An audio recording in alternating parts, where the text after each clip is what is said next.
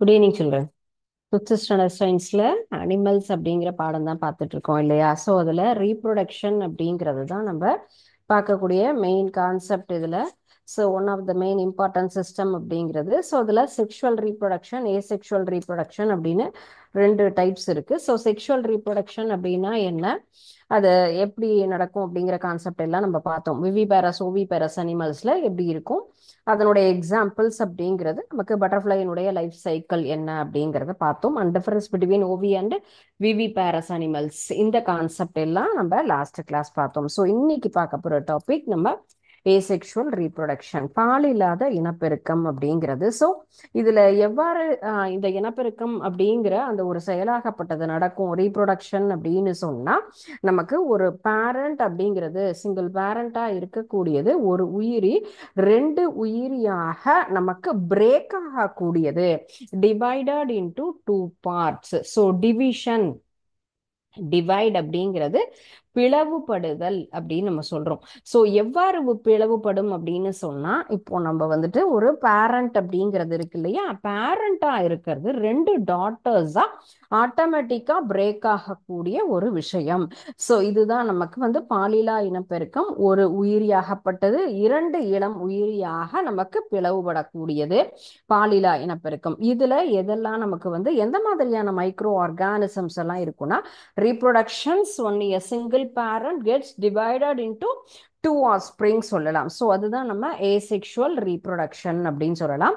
this type of reproductions எந்தெந்த micro ஆர்கானிசம்ல, எந்த சின்ன சின்ன நுண்ணுயிரியில இந்த மாதிரியான ஒரு ரீப்ரொடக்ஷன் நமக்கு நடக்குது மைக்ரோ ஆர்கானிசம்னா, hydra and then amoeba. So இந்த இரண்டு வகையான விலங்குகள்ல நமக்கு இந்த மாதிரியான இனப்பெருக்கம், பாலிலா இனப்பெருக்கம் எங்க நடைபெறுகிறது அப்படின்னு சொன்னா, ஹைட்ரா, அமீபா அப்படிங்கிற இரண்டு வகையான நுண்ணுயிரிகள்ல இந்த மாதிரி ஏசெக்சுவல் ரீப்ரொடக்ஷன் அப்படிங்கிற அந்த மெத்தட்ல அடுத்த ஒரு புது உயிரியாகப்பட்டது நமக்கு உருவாகிறது.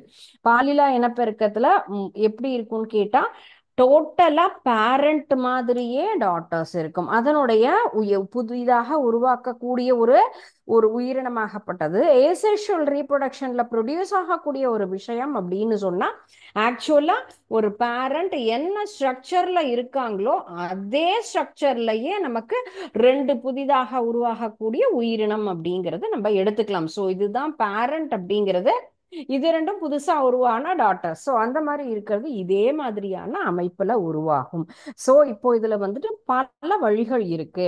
விலங்குகள்ல பாலிலா இனப்பெருக்கம் அப்படிங்கிறது ஒரே மாதிரியான மெத்தட்ல இல்ல, இரண்டு மூன்று வகைகள்ல நமக்கு இருக்கு. ஸோ அது என்னன்னு கேட்டா, fission, budding, fragmentation and then sea anemone, அந்த ஸ்போர்ஸ். ஒவ்வொன்றுக்குமே இப்போ பல வகையான வகைகள்னா, பிளவி அண்ட் தென் மொட்டு விடுதல், துண்டாதல், சிதறல்கள், இந்த மாதிரி பல வகைகள்ல இந்த ஏசெக்சுவல் ரீப்ரொடக்ஷன் அப்படிங்கிற மெத்தட்ஸ்.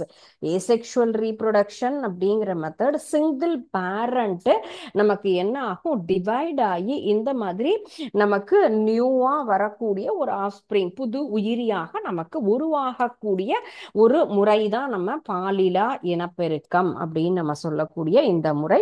இந்த ரீப்ரொடக்ஷன்ஸ் எந்தெந்த உயிரினங்கள்ல இருக்கும்னு கேட்டா, ஹைட்ரா அண்ட் அமீபா, இந்த மாதிரி சின்ன சின்ன நமக்கு மைக்ரோ ஆர்கானிசத்துல ஒரு நுண்ணுயிரிகள்ல இந்த பாலிலா இனப்பெருக்கம் அப்படிங்கிறது நடைபெறுகிறது. ஏசெக்சுவல் ரீப்ரொடக்ஷன்ஸ்ல நமக்கு எப்படி இருக்கும் கேட்டா, ஆஸ் அ பேரண்ட் மாதிரியே அதனுடைய ஐடென்டிட்டி இருக்கும். புதிதாக உருவாகக்கூடிய உயிரினத்தினுடைய அமைப்பாகப்பட்டது எந்த பேரண்ட்ல இருந்து உருவாச்சோ அதே போலவே, அந்த உருவம் போலவே அதனுடைய அமைப்பு இருக்கும். ஸோ இது பல வழிகள்ல நடக்கலாம். அதுதான் ஃபர்ஸ்ட் ஒன்னொன்னா நம்ம பார்க்கலாம். ஃபிஷன் அப்படிங்கிறது நம்ம பிளவி பெருக்கம் அப்படின்னு சொல்லக்கூடியது. ஒரு ஒரு வகையான உயிரினங்கள்ல இப்ப 4 வகை 5 வகை அப்படின்னு சொன்னா, நமக்கு இருக்கக்கூடிய ஒரு உயிரினம் அப்படின்னு சொன்னா பல வகையான உயிரினங்கள் நம்ம பார்க்கிறோம், நம்மளை சுத்தி இருக்கு இல்லையா? ஸோ அப்ப அதுல ஒவ்வொரு வகையிலையும் அதுக்கு தகுந்த மாதிரி இந்த மெத்தட்ஸை நம்ம யூஸ் பண்ணலாம். First one fission. ஃபிஷன் அப்படின்னு சொல்லக்கூடிய இந்த மெத்தட் வந்துட்டு பிளவி பெருக்கம் அப்படின்னு சொல்லுவோம். ஸோ பிளவி பெருக்க முறையில பாலிலா இனப்பெருக்கம் ஆகப்பட்டது எந்தெந்த ஒரு விலங்கினங்கள்ல நடைபெறும், எவ்வாறு நடைபெறும், அதனுடைய மெத்தட் என்ன அப்படிங்கறத தான் பார்க்க போறோம். ஃபிஷன் அப்படின்னு சொல்லக்கூடியது இன்வெர்டிபிரேட். இன்வெர்டிபிரேட் அப்படின்னு சொன்னா நமக்கு வந்துட்டு முதுகு எலும்பு இல்லாத ஒரு பிராணிகள் அப்படிங்கிறது தான். ஸோ இன்வெர்டிபிரேட் அப்படின்னு சொல்லக்கூடிய விலங்குகளாகப்பட்டது without backbone organism. So முதுகெலும்பு இல்லாத ஒரு வகையான விலங்கினங்களை தான் நம்ம என்ன சொல்லியிருக்கோம் இந்த இடத்துல, இன்வெர்டிபிரேட். முதுகெலும்பற்ற ஒரு உயிரினங்களுடைய இடத்துல தான் என்ன இந்த பிளவி பெருக்கம் அப்படிங்கிறது நடக்கும். முதுகெலும்பற்ற விலங்குகள், உயிரினங்கள். சோ முதுகெலும்பே இல்லாதது அப்படின்னு சொன்னா என்னது? முதுகெலும்புள்ள விலங்குகள் அப்படின்னு சொன்னா எல்லாமே மேமல்ஸ், பெரிய பெரிய விலங்குகள் இருக்கு இல்லையா, அதுதான் எல்லாமே முதுகெலும்போட இருக்கக்கூடியது. அப்ப முதுகெலும்பே இல்லாம இருக்கிறது அப்படின்னு சொன்னா சின்ன உயிரினங்கள். இதுல வந்துட்டு முதுகெலும்பு இல்லாத ஒரு பல செல் உயிரினங்கள் தான் இந்த இடத்துல என்ன ஆகும், பிளவி பெருக்கம் மூலமாக நமக்கு பாலிலா இனப்பெருக்கம் அப்படிங்கிறது நடக்கும். தானாகவே ரெண்டு உயிரினம் என்ன ஆகும், நமக்கு தனித்தனியாக பிரிஞ்சு புது புது உயிரினத்தை உருவாகும். So this method organism split itself into two part. So ஒரு உயிரினமாகப்பட்டது ஸ்பிளிட் ஆகும். ஸ்பிளிட் ஆகி புதிதாக இரண்டு நியூ ஆர்கானிசமாக உருவாகும். இப்போ இந்த புதுசா இருக்கக்கூடிய ஒரு ஆர்கன், ஸோ இந்த ஆர்கானிசம் அப்படிங்கிறது பேரண்ட் ஆர்கானிசம். ஸோ இது என்ன ஆகும், இரண்டாக பிளவுபட்டு புதிதாக இரண்டு நியூ ஆர்கானிசத்தை நமக்கு உருவாக்கக்கூடியது அப்படின்னு சொல்லலாம். எந்தெந்த உயிரினங்கள்ல இந்த மாதிரியான இனப்பெருக்கம் நடக்கிறது அப்படின்னு சொன்னா, தட்டை புழு, கடல் வெள்ளரி, கடல் பஞ்சு, இந்த மாதிரியான உயிரினங்கள்ல அந்த உயிரினங்களாகப்பட்டது ரெண்டாக பிரிஞ்சு ஒன்னொன்னும் நமக்கு புது புது உயிரியாக நமக்கு உருவாகக்கூடிய அந்த ஒரு அமைப்பு. ஸோ எக்ஸாம்பிள்ஸ் அப்படின்னு சொல்லக்கூடியது எந்தெந்த விலங்குகள்ல இந்த ஒரு இனப்பெருக்கம் அப்படின்னு நடக்குதுன்னு சொன்னா, ஃபிளாட் வேர்ம் அப்படின்னு சொல்றது தட்டை புழு, தட்டை புழு, உருளை புழு, நாடா புழு, இது எல்லாமே ஒரு வகையான வேர்ம்ஸ், புழுக்களினுடைய வகைகள்ல இதெல்லாம் ஒண்ணு வரும். அண்ட் தென் சி ஹனிமோன் அப்படின்னு சொல்லக்கூடியது கடற்பஞ்சு, அண்ட் தென் கடல் வெள்ளரி அப்படின்னு சொல்லலாம். சி குக்கும்பர், இத கடல் வெள்ளரி அப்படின்னு சொல்லுவோம். இதெல்லாம் ஒரு வகையான நீர்வாழ் உயிரினங்கள், தண்ணீரில் இருக்கக்கூடிய ஒரு உயிரினங்கள். அதுதான் நம்ம சொல்றது சி குக்கும்பர், கடல் வெள்ளரி அப்படின்னு நம்ம சொல்லக்கூடியது சி ஹனிமூன், கடற்பஞ்சு அப்படிங்கிறது. ஸோ இந்த வகையான விலங்குகள்ல நமக்கு பிளவிப்பெருக்க முறையில ஒரு புது ஒரு இனப்பெருக்கம் அப்படிங்கிறது நமக்கு நடைபெறும்.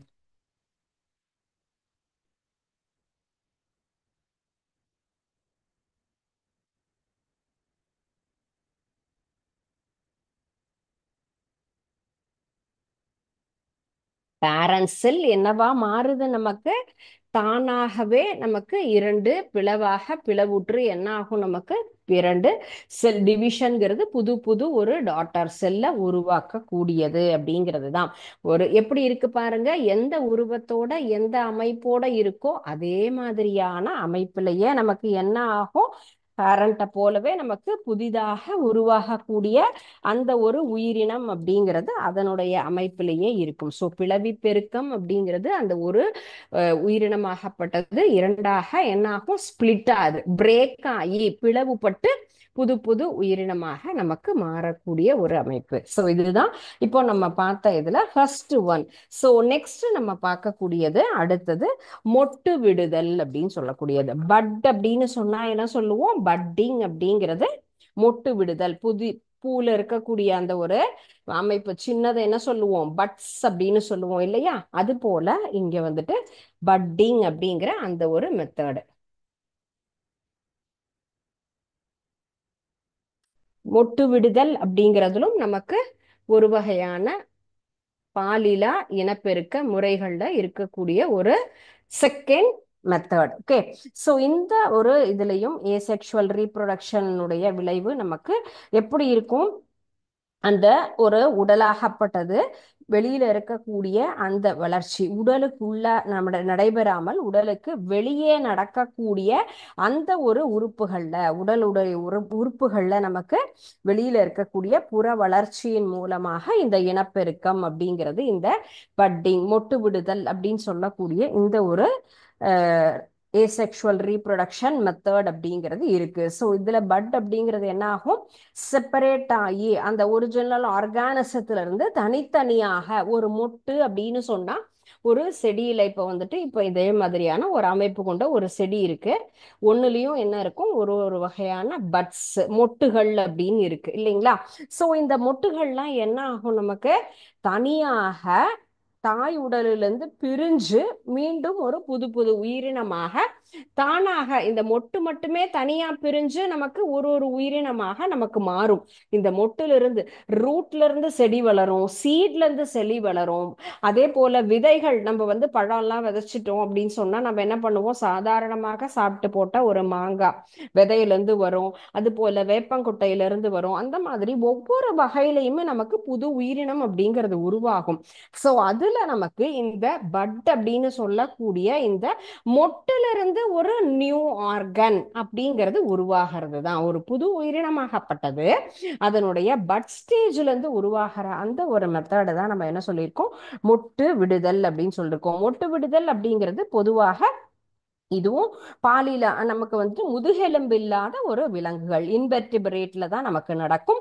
ஹைட்ராஸ் அண்ட் தென் கோரல்ஸ். ஹைட்ரா அப்படிங்கிற விலங்குலையும் அண்ட் தென் கோரல்ஸ் அப்படிங்கிற அந்த ஒரு வகையான விலங்குகள். ஹைட்ரா மற்றும் பவளப்பாறை. கோரல்ஸ் அப்படின்னு சொல்லக்கூடியது பவளப்பாறை அப்படின்னு சொல்லுவோம். இது ஒரு வகையான ஒரு விலங்கினம் தான். ஸோ ஹைட்ரா மற்றும் பவளப்பாறை அந்த ஒரு ஆர்கன்ல இந்த மொட்டு விடுதல் மூலமாக நமக்கு பாலிலா இனப்பெருக்கம் அப்படிங்கிறது நடைபெறுகிறது. ஸோ ஏசெக்சுவல் ரீப்ரொடக்ஷன் அப்படிங்கிறது நமக்கு ஒவ்வொரு தனித்தனியான ஒரு 4 வகையான டைப்ஸ்ல இருக்கு. First fission and then budding and next one is fragmentation. Fragmentation அப்படிங்கிறதும் நமக்கு துண்டாதல் அப்படின்னு சொல்லக்கூடியது. துண்டாதல் சொன்னா ஒரு லாங் ஸ்டெம்மா இருக்கிறது என்ன ஆகும்? பிரேக் ஆகி புது புது புது உயிரினம் எப்படி இப்போ மொட்டுல இருந்து நமக்கு வந்ததோ அது போலவே ஃப்ராக்மெண்டேஷன் அப்படிங்கிறது ஒரு நீண்ட ஒரு ஸ்டிக் மாதிரியான ஒரு பகுதி இருக்கு அப்படின்னு சொன்னா அந்த ஸ்டிக் ஆகப்பட்டது நமக்கு என்ன ஆகும்? 2-3 பிளவாக நமக்கு பிளந்து அது ஒரு புது புது உயிரினமாக மாறக்கூடியது. உயிரினங்கள உடல்ல சின்ன சின்ன துண்டு. இப்போ நீங்க ஒரு ஃபார் எக்ஸாம்பிள் நமக்கு வந்துட்டு சுகர் கேன் எப்படி இருக்கும்? இதே மாதிரியான தனித்தனியா இருக்கும் இல்லைங்களா? அது போலவே இந்த லாங் ஸ்டெம்மா இருக்கிறது பிரேக் ஆகி நமக்கு என்ன ஆகும்? புது புது உயிரினமாகவே இந்த பிரேக்கிங் பிளேஸ்ல இந்த சின்ன சின்ன பிளவுபட்ட இடம் எல்லாமே ஒரு புது உயிரினமாக நமக்கு உருவாகக்கூடியதுதான். அப்போ அந்த உடல்ல இருக்கக்கூடிய துண்டெல்லாம் என்ன ஆகும்? பிளவுபட்டு புது உயிரியாக மாறி நமக்கு ஒரு ஒரு அடுத்த உயிரினத்தை உருவாகக்கூடிய அந்த செயல், அததான் இந்த பிரேக் ஆகக்கூடிய அந்த ஒரு விஷயத்தை தான் நம்ம என்ன சொல்லியிருக்கோம்? நம்ம இந்த இடத்துல ரீஜெனரேஷன், அடுத்து புதிதாக உருவாகக்கூடிய ஒரு ஃப்ராக்மெண்டேஷன் ப்ராசஸ்ல நமக்கு உருவாகக்கூடிய ஒரு ரீப்ரொடக்ஷன். இப்போ இந்த துண்டாதல் முறையில நமக்கு இனப்பெருக்கம் எவ்வாறு நடைபெறுகிறது அப்படின்னு சொன்னா உடலினுடைய எந்த உயிரியோ அந்த உயிரினுடைய உடலாகப்பட்டது சின்ன சின்னதாக இதே மாதிரி பிளவு பெறும். அதே மாதிரி ஸ்பிளிட் ஆகி அந்த ஸ்பிளிட்டான போர்ஷன் எல்லாம் தனித்தனியாக ஒரு புது உயிரினமாக நமக்கு மாறக்கூடிய ஒரு அந்த ஒரு மெத்தட் தான் நம்ம என்ன சொல்லியிருக்கோம்? இந்த இடத்துல ஃப்ராக்மெண்டேஷன் சொல்லியிருக்கோம். இதுவும் எங்க நடக்கும் அப்படின்னு கேட்டா ஸ்டார் ஃபிஷ் அப்படிங்கிறது நமக்கு வந்துட்டு நட்சத்திர மீன் அப்படின்னு சொல்லுவோம் இல்லைங்களா? சோ அந்த மாதிரி நட்சத்திர மீன் வகைகள்ல கடற்பஞ்சு ரெண்டுலயுமே இந்த மாதிரி வகையான ஒரு இனப்பெருக்கம் அப்படிங்கிறது நடக்கும். இது வந்துட்டு ஸ்டார் ஃபிஷ் அப்படிங்கிறது நட்சத்திர மீன். கடலில் இருக்கக்கூடிய நீர்வாழ் உயிரினங்கள்ல தான் மேக்சிமம் இந்த மாதிரி பாலிலா இனப்பெருக்கம் அப்படின்னு சொல்லக்கூடிய இந்த வகைகள் எல்லாமே நமக்கு எடுத்துக்காட்டாக இருக்கும். ஸோ இதுதான் நமக்கு third one. And last one நம்ம பார்க்கறது ஸ்போர். ஸ்போர் அப்படின்னு சொன்னா ஒரு சில புரோட்டோசோவா, பாக்டீரியா, தாவரம், பூஞ்சை, இது எல்லாமே என்ன ஆகும் கேட்டா இந்த மாதிரி ஸ்போர்ஸ் அப்படிங்கிற அந்த மெத்தட் மூலமாக நமக்கு இனப்பெருக்கம் அப்படிங்கிறது நடைபெறும்.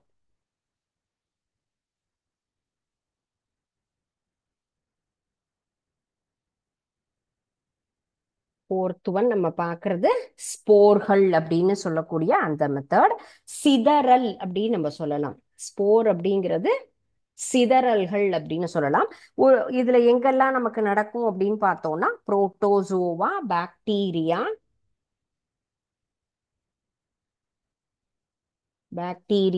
அண்ட் தென் பிளான்ட்ஸ், ஒரு சில வகையான தாவரங்கள்.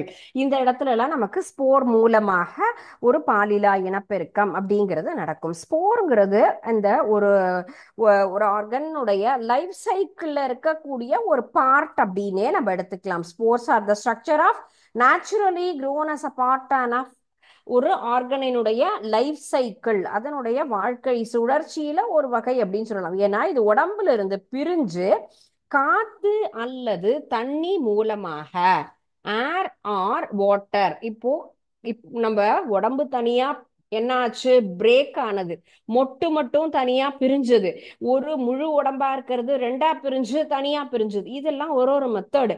ஆனா இப்போ காற்று மூலமாகவோ அல்லது தண்ணீர் மூலமாகவோ, இப்போ ஒரு வெண்டைக்காய் செடி இருக்கு, சூரியகாந்தி செடி இருக்கு, இதெல்லாம் என்ன ஆகும், காத்தடிக்கும் பொழுது அதில் இருக்கக்கூடிய விதைகள் அப்படின்னு என்ன ஆகும், ஓரிடம் விட்டு இன்னொரு இடம் நகரும் இல்லைங்களா?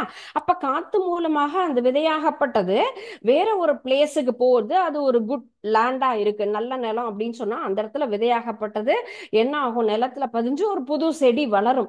நமக்கே தெரியாது இந்த செடி யார் வச்சாங்க நம்ம ஏரியால, நம்ம வீட்டுல எப்படி இந்த செடி வந்ததுன்னு சொன்னா காற்று மூலமாக, மழை தண்ணி அல்லது சாதாரணமாக தண்ணீர் மூலமாகவும் ஒரு இடத்துல இருந்து இன்னொரு இடத்துக்கு விதையாகப்பட்டது நகர்ந்து அந்த சூழல்ல அது சரியான வளர்ச்சிக்கேற்ற ஒரு சூழலா இருந்தது அப்படின்னு சொன்னா நிச்சயமாக அந்த புது உயிரினமாகப்பட்டது வளரும். சோ அதுதான் இப்போ நமக்கு ஸ்போர் அப்படின்னு சொல்லக்கூடியது. ஸ்போர்ங்கிறது protozoa, bacteria, plants and then fungus, இந்த எல்லா இதுலயுமே நமக்கு இந்த ஸ்போர்ஸ் மூலமாக நடைபெறக்கூடிய ஒரு ரீப்ரொடக்ஷன் அப்படிங்கிறது பாசிபிள். ஸோ இது என்ன மாதிரி இருக்குன்னு கேட்டா இந்த இப்போ அதனுடைய லைஃப் சைக்கிள்ல சாதாரணமாக ஒரு சுழற்சி, இது யாரும் செய்யறதில்ல, பிரியறதில்ல, பிரேக் ஆறதில்ல, தானாகவே என்ன ஆகும், காற்று மூலமாகவோ நீர் மூலமாகவோ என்ன ஆகும், separated from the organism, disperse through a medium of air or water. So suitable environment இருந்தது அப்படின்னு சொன்னா அந்த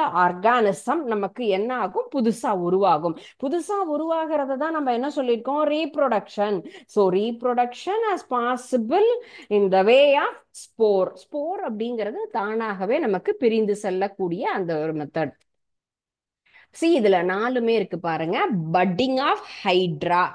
ஸோ இதுதான் நமக்கு மொட்டு, சின்ன சின்ன முட்டுக்களாகப்பட்டது என்ன ஆகும் பாருங்க, பிரிஞ்சு நமக்கு இந்த பட்ஸ்ங்கிறது சின்னதா உருவாகுது இல்லையா? இப்போ இது தனியாக பிரிஞ்சு என்ன ஆகும், ஒரு புது செடி அப்படிங்கிறதே நமக்கு உருவாகுது. ஸோ அதுதான் ஹைட்ரா அப்படிங்கிற அந்த ஒரு தாவரத்துல பட்டிங் மெத்தட்ல அடுத்த ஒரு ரீப்ரொடக்ஷன் அப்படிங்கிறது எப்படி உருவாகிறது அப்படிங்கிறது தான் இந்த ஒரு structure. Next one is fragmentation. ஃப்ரக்மெண்டேஷன்னா என்ன சொன்னோம், ஸ்பிளிட்டிங், துண்டாதல். நமக்கு பாருங்க லாங் ஸ்டிக்கா இருக்கா இந்த உயிரினம். சோ இந்த பேரண்ட் அப்படிங்கிறது என்னாச்சு, தானா மூணா பிளவுபட்டுருது. சோ பிளவுபட்டு புது புது உயிரினமாக என்ன ஆகுது, உருவாயிருக்கு. சோ இந்த மூணுமே ஒரே ஒரு பேரண்ட் 3 டாட்டர்ஸ உருவாக்க கூடியது. Because it's split into 3 part, 3 பிரிவாக அது பிரிஞ்செடுத்து, அதனுடைய உடலாகப்பட்டது 3 பார்ட்டா பிரிஞ்சதுனால நமக்கு 3 உயிரினம் அப்படிங்கிறது கிடைச்சிருக்கு. சோ இந்த மெத்தட் தான் நம்ம என்ன சொல்லியிருக்கோம், ஃப்ரக்மெண்டேஷன் அப்படின்னு சொல்லியிருக்கோம். And then next one is binary fusion. இதுதான் நம்ம பேரண்ட் செல் என்ன ஆகுது, ரெண்டாக பிளவுபட்டு நமக்கு உருவாகக்கூடியது அப்படிங்கிறது இந்த ஒரு மெத்தட். இந்த ஒரு மெத்தட் நம்ம அப்புறம் பார்க்கலாம். பேரந்தெனிசிஸ். ஸோ பைனரி ஃபியூஷன்ங்கிறது, அண்ட் தென் ஹைட்ரால இருக்கக்கூடிய budding stage, and then fragmentation. இந்த மூணுமே நம்ம இப்ப பார்த்த மூணு மெத்தட்ஸ்.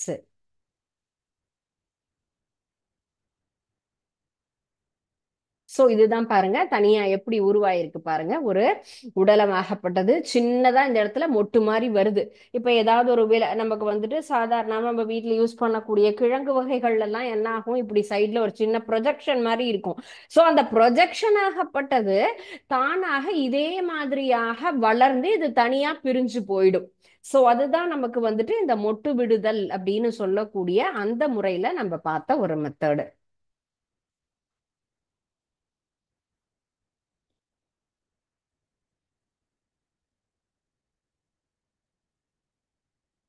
ஓகே, சோ இன்னைக்கு என்ன டாபிக்ஸ் ஃபர்ஸ்ட் இப்ப ஸ்டார்ட் பண்ணோம். ஏசெக்சுவல் ரீப்ரொடக்ஷன், பாலிலா இனப்பெருக்கம். ஓர் உயிரியாகப்பட்டது இரண்டு இளம் உயிரியாக பிளவுபட்டு உருவாகக்கூடிய ஒரு புது உயிரினம். அந்த இனப்பெருக்கம் தான் என்ன சொன்னோம், பாலிலா இனப்பெருக்கம் அப்படிங்கிறது. ஹைட்ரா, அமீபா, அண்ட் தென் நட்சத்திர மீன்கள், கடற்பஞ்சு, இதுல எல்லாவற்றிலும் எல்லா வகையான உயிரினங்களிலும் இந்த ஒரு பாலிலா இனப்பெருக்கம் என்பது நடைபெறுகிறது. எந்தெந்த மெத்தடுன்னா, பிளவிப்பெருக்கம் அப்படின்னு சொல்லக்கூடியது ஃபிஷன் மெத்தட். முதுகலம் பெற்ற ஒரு உயிரினங்கள்ல நமக்கு இந்த உயிரினம் தானாக ரெண்டு பிளவுபட்டு புது உயிரினத்தை உருவாக்குறது. மொட்டு விடுதல் என்பது பாலிலா இனப்பெருக்கத்துல உடல் உறுப்புகள்ல தனியாக புற வளர்ச்சி தானாக என்னாகும், சைட்ல வரக்கூடிய அந்த ஒரு பிளவு. ஸோ ஃபர்ஸ்ட் ஒன் நம்ம பார்த்தது வந்துட்டு தனித்தனியா பிரியறது. அண்ட் நெக்ஸ்ட் ஒன் இஸ் இப்போ பட்ஸ் அப்படின்னு சொல்லக்கூடியது மொட்டுகள்ல இருந்தும் வரும், அண்ட் தென் சைட்ல இருக்கக்கூடிய இந்த ப்ரொஜெக்ஷன்ல இருந்து என்ன ஆகும், தனியாக மொட்டு புற வளர்ச்சியில இருந்து அது பிரிஞ்சு உருவாகக்கூடியது. துண்டாதல் அப்படிங்கிறது நமக்கு நீண்ட உடலமாகப்பட்டது ரெண்டு மூன்று பிரிவாக பிரிஞ்சு நமக்கு புது புது உயிரினமாக மாறக்கூடியது. சிதறல்கள் அப்படிங்கிறது காற்று மூலமாகவோ அல்லது நீர் மூலமாகவோ பிரிந்து புது உயிரினத்தை நமக்கு உருவாகக்கூடியது. ஓகே, சோ இதுதான் இன்னைக்கு பார்த்தா இந்த டாபிக்ஸ். அண்ட் நெக்ஸ்ட் நம்ம பார்க்க போற டாபிக்ஸ் வந்துட்டு என்டான்ஜ்டு. என்டான்ஜ்டு ஸ்பீசியஸ் அப்படின்னு சொன்னா நமக்கு அழியும் தருவாயில் இருக்கக்கூடிய ஒரு அனிமல்கள். அழியும் தருவாய் அப்படின்னு சொன்னா என்ன அப்படின்னு கேட்டா, சோ என்டான்ஜ்டு அனிமல்ஸ்னா எல்லா வகையான விலங்குகளுமே இப்பெல்லாம் இருக்கிறது இல்ல. நமக்கு தெரிஞ்ச சிட்டுக்குருவி அப்படின்லாம் சொல்லுவாங்க இல்லையா, நம்ம அந்த டெலிஃபோன் டவர்லாம் இருக்கு, மொபைல் டவர் நிறைய உருவாயிருக்கிறதுனால அதுல இருந்து வரக்கூடிய அந்த வேவ்ஸ் ஆகப்பட்டது அந்த உயிரினங்கள் இனப்பெருக்கம் செய்வதை தடுக்கக்கூடிய ஒரு வகையான அலைகள் அந்த இடத்துல எல்லாம் உருவாகிறது. அப்படிங்கிறதுனால அதனுடைய உயிரினமே அழியிற நிலையில இருக்கு அப்படின்னு நம்ம சொல்றோம். சோ அது போல இப்போ ஒவ்வொரு கண்டிஷன், இப்போ அதனுடைய தகவமைப்புகளோ சூழ்நிலைகளோ மாறக்கூடிய நிலைமையில இருக்கிறதுனால ஒரு சில விலங்குகளாகப்பட்டது என்ன ஆயிடுது, அது முற்றிலும் அழிந்து போகக்கூடிய அபாய நிலையில் இருக்கக்கூடிய அந்த வகையான விலங்குகளோ அல்லது தாவரங்களையோ நம்ம என்ன சொல்றோம், என்டான்ஜ்டு அனிமல்ஸ் அப்படின்னு சொல்றோம். என்டான்ஜ்டு ஸ்பீசியஸ் அப்படின்னு சொன்னா என்னன்னு சொன்னா, அந்த அனிமல் ஆர் அ பிளான்ட், ஒரு விலங்குகளோ அல்லது தாவரமோ. சோ விலங்கும் இருக்கலாம் தாவரமும் இருக்கலாம், அது ஒரு வகையான கீரையா இருக்கலாம் செடி கொடியா இருக்கலாம், ஏதாவது ஒரு வகையில அழியக்கூடிய நிலைமையில இருக்கணும். That is at the risk of extinction. Extinction அப்படின்னு சொல்லக்கூடியது அழியக்கூடிய நிலைமையில் இருக்கக்கூடியது, ஆபத்தான நிலையில் இருக்கக்கூடிய ஒரு விலங்குகள். ஒரு அபாய நிலையில் விலங்கோ தாவரமோ அழியும் நிலையில இருக்கக்கூடிய உயிரினங்களை நம்ம என்ன சொல்றோம் இந்த இடத்துல, என்டான்ஜ்டு அனிமல்ஸ் அப்படின்னு சொல்லக்கூடியது அழியும் நிலையில் உள்ள உயிரினங்கள். அழியும் நிலையில் அப்படின்னு சொன்னா அதனுடைய இனப்பெருக்கமாகப்பட்டது இல்ல, ஒரு 4 5 அப்படின்னு சொன்னா கூடிய விரைவில் என்ன ஆகும், அதனுடைய தலைமுறை என்பது முடியக்கூடிய நிலைமையில இருக்கிறத தான் நான் சொல்றோம் அழியும் நிலையில் உள்ள உயிரினங்கள் அப்படின்னு நம்ம சொல்றோம். சோ இது பூமியிலிருந்து கூடிய சீக்கிரம் இந்த உயிரினமாகப்பட்டது முற்றிலுமே இல்லாம போயிடும் அப்படிங்கிற கண்டிஷன்ல இருக்கு. ஸோ கிட்டத்தட்ட இந்தியால 132 உயிரினங்கள் இந்த மாதிரியான ஒரு நிலையில் இருக்கு. ஸோ 132 உயிரினங்களாகப்பட்டது இந்தியாவில் பொறுத்த மட்டும் நம்மளால அழியக்கூடிய நிலைமையில, அது மைக்ரோ ஆர்கானிசமா இருக்கலாம், பெரிய அனிமலா இருக்கலாம். ஸோ ரினோசரஸ், டைனோசரஸ் இந்த மாதிரி பெரிய பெரிய விலங்குகளினுடைய எண்ணிக்கையாகப்பட்டது குறைஞ்சிக்கிட்டே வருதுன்னு சொன்னா, அதுக்கு ஏதாவது ஒரு டிசீஸ் வருது, ஏதாவது ஒரு நேச்சுரல் கலாமிட்டிஸ், இயற்கை சீற்றங்கள்ல அது அழிஞ்சிடுதுன்னு சொன்னா, அந்த மாதிரி விலங்கினங்களை நம்மளால பார்க்கவே முடியாது. நம்ம என்ன சொல்லுவோம், அடுத்த தலைமுறைக்கு எங்களுடைய தலைமுறையில இந்த விலங்குகள்லாம் இருந்தது அப்படிங்கிறத நம்ம என்ன சொல்லுவோம், பிக்சரைஸ்டா காமிக்க தான் முடியும் இல்லைங்களா? சோ அந்த மாதிரியான நிலை இருக்கக்கூடிய உயிரினங்களை தான் நம்ம என்ன சொல்லியிருக்கோம், அழியும் நிலையில் உள்ள உயிரினங்கள் அப்படின்னு நம்ம சொல்றோம். சோ விரைவிலேயே அதனுடைய இனமாகப்பட்டது முடிஞ்சு போக போகுது. சோ என்ன மாதிரியான விலங்குகள்னா, இப்போ பனிச்சிறுத்தை, வங்கப்புலி, ஆசிய சங்கம், ஆசிய சிங்கம், ஊதா தவளை, அண்ட் தென் ராட்சத அணில். சோ இந்த மாதிரி பல வகையான விலங்குகள் நமக்கு அழியக்கூடிய நிலையில் இருக்கு. சோ இது எல்லாமே நம்ம என்ன பண்ணணும், கண்டிப்பாக பாதுகாக்கணும். சோ அப்ப பாதுகாக்கணும் அப்படிங்கிறது யாருடைய டியூட்டி? இது விலங்குகளுக்கு மட்டும் கிடையாது, நமக்கு தாவரங்களுக்கும் சேர்ந்து நம்ம இந்த மாதிரியான ஒரு அமைப்பு. ஏன்னா விலங்குகள் மட்டுமே இந்த அழியிற நிலையில இல்லை அப்படிங்கிற மாதிரி இருக்கு. Snow leopard and then Bengal tiger and squirrel. So இந்த மாதிரி பல வகையான விலங்குகளாகப்பட்டது என்ன நிலையில இருக்கு, நமக்கு அழியக்கூடிய நிலையில இருக்கு. ஏசியாட்டிக் லயன், ஆசிய சிங்கம் அப்படிங்கிறது சிறுத்தை புலி, அண்ட் தென் வங்க சிறுத்தை அப்படின்னு. இப்போ ஒவ்வொரு வகையான அந்த மாதிரியான ஒரு விலங்குகள் எல்லாமே என்னது, அழியக்கூடியல. இது என்னது, அனிமல் கேட்டகரி. ஸோ விலங்குகள் வகையில பார்த்தோம்னு சொன்னா இந்த மாதிரியான விலங்குகள் எல்லாமே என்னது, அழியக்கூடிய நிலையில இருக்கு. இது போலவே தாவரங்கள்ல பார்த்தீங்கன்னு சொன்னா umbrella tree, Malabar lily, and then rafflesia, and then Indian mallow. இந்த மாதிரி அரிய வகை தாவரங்கள், இது எல்லாமே பெரிய தாவரங்கள். ரெஃப்ளெக்ஷியா அப்படின்னு சொல்லக்கூடியது ரொம்ப பெரிய ஒரு பூக்கள் கொண்ட ஒரு தாவரம் அப்படிங்கிறதுக்கு உதாரணமாக நம்ம படிச்சிருக்கோம். ஆனா அந்த தாவரமே இப்ப என்ன ஆகுது, அழியக்கூடிய நிலைமையில இருக்கு. சோ அதையெல்லாம் என்ன பண்ணணும், நம்ம கண்டிப்பாக பாதுகாக்கணும் அப்படிங்கிறது தான் நெக்ஸ்ட் நம்ம பார்க்க போற டாபிக். ஸோ ஒவ்வொரு வகையான தாவரங்களும் சரி, விலங்குகளும் சரி, எவ்வாறு ஏன் அந்த நிலைமையில இருக்கு, அதை எப்படி நம்ம வந்துட்டு பாதுகாக்கலாம், அந்த அழியக்கூடிய நிலைமைக்கு உண்டான காரணம் என்ன அப்படிங்கிறதையும் நம்ம என்ன பண்ணணும், ஐடென்டிஃபை பண்ணணும். ஓகேங்களா? சோ தாவரங்களை பொறுத்த வரைக்கும் எந்த மாதிரின்னு சொன்னா, ஒரு குடை போன்ற மரம். சோ சாதாரணமா நம்ம என்ன பண்ணிருக்கோம், பார்க்கக்கூடிய காளான் வகைகள் அப்படின்னு சொன்னா எப்படி இருக்கும், அது அம்பர்லா மாதிரியே இருக்கும்ல. சோ அந்த மாதிரியான ஒரு வகையான மரம் அப்படின்னு சொல்லலாம். மலபார் லில்லி அப்படின்னு சொல்லக்கூடியது ஒரு வகையான பூ வகையை சேர்ந்தது. சோ அது, அண்ட் தென் ரெஃப்ளெக்ஷியா அப்படிங்கிறது நமக்கு ஒரு அரிய வகை ஒரு பூக்கள். சோ அந்த பூவும் சரி, இந்திய மல்லோ அப்படிங்கிறது. சோ இந்த வகையான ஒரு, நம்ம ஊர்ல இந்த மாதிரியான தாவரங்கள் இருக்கு இல்ல, ஆனா இந்திய நாட்டை பொறுத்த மட்டும் ஏதோ ஒரு மாநிலத்துல இந்த மாதிரியான ஒரு தாவரங்களும் விலங்குகளும் இருக்கு. ஆனா அது எல்லாமே எப்படி இருக்கு, அழியும் நிலையில இருக்கு. சோ அந்த அழியிற நிலையில இருக்கக்கூடிய ஒவ்வொரு வகையான தாவரங்களையும் விலங்குகளையும் நம்ம என்ன பண்ணணும், கண்டிப்பாக பாதுகாக்கணும். அதுக்கு என்னென்னது, என்ன ரீசன்? இப்போ உயிரினங்கள் அழியக்கூடியது அல்லது தாவரம் அழியிற நிலைனா எல்லா விலங்குகளுக்குமே என்ன வேணும், கண்டிப்பா உணவு, அது அதனுடைய இருப்பதற்கான இருப்பிடம் ரெண்டுமே வேணும். சோ இதற்குண்டான ரீசன்ஸ் இப்போ அழியக்கூடிய நிலைமையில இருக்கு அப்படின்னு சொன்னா அதற்குண்டான காசஸ் அப்படின்னு சொல்லக்கூடியதும் நம்ம ரீசன். ஸோ என்ன வகையான ரீசனுக்காக இது இந்த மாதிரி அழியக்கூடிய நிலைமையில இருக்கு அப்படின்னு நம்ம எடுத்துட்டோம்னு சொன்னா, ஃபர்ஸ்ட் திங், எல்லாருக்குமே நமக்கு ஃபுட் வேணும். அது விலங்காகட்டும் அல்லது தாவரமாகட்டும் சரியான உணவு அப்படிங்கிறது நிச்சயமாக வேண்டும். விலங்குகளுக்கு உணவும், அதே போல அது தங்குவதற்கான சரியான இருப்பிடமும் தேவை. So food and shelter. இப்போ ஆடு மாடு அப்படின்னு சொன்னா, ரோட்ல இருக்க ஆடு மாடுன்னா அது பாட்டுக்கு இருக்கும். ஆனா நம்ம வீட்டுல நாமளே வளர்க்குறோம்னு சொன்னா அதுக்குன்னு தனி ஷெட்டு கண்டிப்பா என்ன பண்ணிருப்போம், அமைச்சிருப்போம் இல்லைங்களா?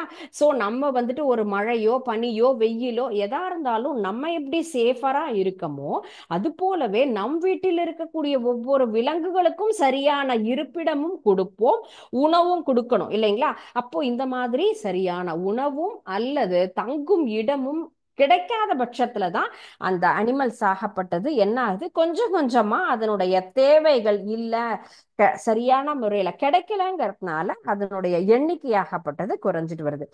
அதனுடைய அதிக எண்ணிக்கையில உள்ள விலங்குகள் அப்படின்னு சொன்னா எதற்காக நம்ம பண்றோம் அப்படின்னு சொன்னா, முக்கியமான ஒரு விஷயம் ஹண்டிங் அப்படின்னு சொல்லுவோம். ஹண்டிங் அப்படின்னா என்னது, வேட்டையாடுதல் அப்படின்னு நம்ம சொல்லுவோம். வேட்டையாடுதல் அப்படின்னா விலங்குகளை அழித்து அதன் உடலில் இருக்கக்கூடிய பாகங்களை நாம் பயன்படுத்துவது. சோ எதெல்லாம் நம்ம பயன்படுத்துறோம்னா, அது உடம்புல இருக்கக்கூடிய கொம்புகள், மான் கொம்பு அப்படிங்கறதெல்லாம் நிறைய வீடுகள்ல வச்சிருப்பாங்க இல்லைங்களா? சோ அது போல தோல், அந்த உடலில் அந்த விலங்கினுடைய தோலை எடுத்து நமக்கு நிறைய பயன்பாடுகள் நம்ம வந்துட்டு லெதர் இண்டஸ்ட்ரீஸ் அதுக்கெல்லாம் பயன்படுத்துறோம். அண்ட் தென் அதுல இருக்கக்கூடிய யானைனா அதனுடைய தந்தம், பற்கள், இந்த மாதிரி பல வகையான உறுப்புகளை நம்ம எடுத்து என்ன பண்ணிட்டு இருக்கோம், நம்ம பயன்படுத்திட்டு இருக்கோம். அப்படிங்கறதுனால அந்த ஒரு பயன்பாட்டிற்காக என்ன பண்றோம், அந்த விலங்குகளை அழித்து அதனுடைய எண்ணிக்கையை குறைக்கிறோம். So numbers are decreased because of hunting. நம்ம வேட்டையாடுதல் மூலமாக அந்த விலங்குகளினுடைய எண்ணிக்கை அப்படிங்கிறது நமக்கு குறைகிறது இல்லையா?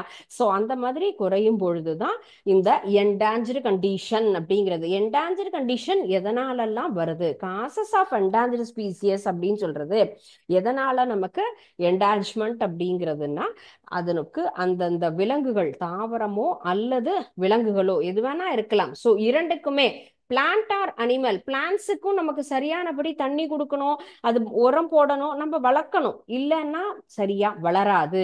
அது போல விலங்குகளுக்கும் தங்குவதற்கான முறையான இருப்பிடம் அப்படிங்கிறத நம்ம ஏற்படுத்தி தரணும்.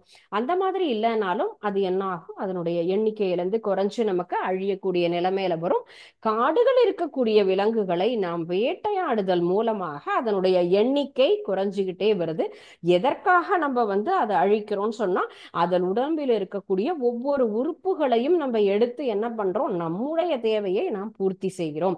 நம்முடைய தேவைக்காக, அழகு சாதனத்திற்காக, நம் பயன்பாட்டிற்காக நிறைய விஷயங்கள், அது எல்லாமே ரொம்ப ப்ரீஷியஸ், காஸ்ட்லியான ஒரு மெட்டீரியலா தான் இருக்கும். அதை எல்லாத்தையும் நம்ம என்ன பண்றோம், வேட்டையாடி அழிச்சு அதனுடைய உயிரை நம்ம என்ன பண்றோம், விதைச்சு அதுல இருந்து அந்த பொருளை எடுத்து பயன்படுத்துறோம். அதனாலையும் நமக்கு இந்த மாதிரி அரிய வகை விலங்குகளாகப்பட்டது எண்ணிக்கையில் நமக்கு குறைஞ்சுக்கிட்டே வருது. சோ இதெல்லாம் என்ன செய்யக்கூடாது, கண்டிப்பாக நாம் பாதுகாக்கணும். ஆஸ் அ ஸ்டூடெண்டா நம்ம என்ன சொல்றோம், இந்த மாதிரியான ஒவ்வொரு விஷயங்களையும் நம்ம தவிர்க்கணும். ஸோ இப்போ நம்ம 2 பாயிண்ட் பார்த்திருக்கோம். ரிமைனிங் இன்னொரு 5-6 பாயிண்ட் எதனாலெல்லாம் அது அதனுடைய எண்ணிக்கை குறைகிறது அப்படிங்கிறத மீதி இருக்கக்கூடிய கண்டினியூஷன் நெக்ஸ்ட் கிளாஸ் பார்க்கலாம். ஸோ இன்னைக்கு பார்த்த டாபிக்ஸ் நம்ம ஏசெக்சுவல் ரீப்ரொடக்ஷன்ல என்னென்ன டைப்ஸ் இருக்கு அப்படிங்கிறத அதை பார்த்தோம். அடுத்தது என்டாஞ்சர்டு அனிமல்ஸ் அப்படின்னா என்ன, அழியும் நிலையில இருக்கக்கூடிய உயிரினங்கள்னா என்ன, என்ன காரணத்தினால் அது அந்த நிலையில இருக்கு அப்படிங்கிறதையும் நம்ம பார்க்க ஸ்டார்ட் பண்ணிருக்கோம். ஸோ இது வரைக்கும் இப்ப பார்த்த சாப்டர்ல உங்களுக்கு ஏதாவது டவுட்ஸ் அப்படின்னு சொன்னா please ask me. So asexual ரீப்ரொடக்ஷன்னா என்ன, எந்தெந்த விலங்குகள்ல நடக்கும், எந்தெந்த முறை, மேக்சிமம் நமக்கு நீர்வாழ் உயிரினங்கள்ல மட்டும்தான் அந்த மாதிரி நடந்திருக்கு இல்லையா? Hydra and then C cucumber, C anemone, இது எல்லாமே என்னது, தண்ணீர்ல இருக்கக்கூடிய ஒவ்வொரு விலங்குகள்லுமே தான் நமக்கு பிளவி பெருக்கமாகட்டும், மொட்டு விடுதலாகட்டும், ஸ்போர், இந்த முறையில நமக்கு அடுத்த ஒரு புது உயிரினத்தை உருவாக்கக்கூடிய ஒரு தன்மை அப்படிங்கிறது நமக்கு கிடைச்சிருக்கு இல்லையா? ஓகே, நீங்க இத வீட்டில் போயிட்டு தெளிவாக படிச்சு பாருங்க. ஹார்ட் வேர்ட்ஸ் எல்லாத்தையுமே அண்டர்லைன் பண்ணி கரெக்டாக அதை வந்துட்டு என்னென்ன புது வார்த்தைகளோ அதை கற்றுக்குங்க. அதில் ஏதாவது சந்தேகம் இருந்ததுன்னா நெக்ஸ்ட் கிளாஸ் நம்ம பார்க்கலாம். Thank you students. வாழ்க பாரதம், வெல்க தமிழகம்.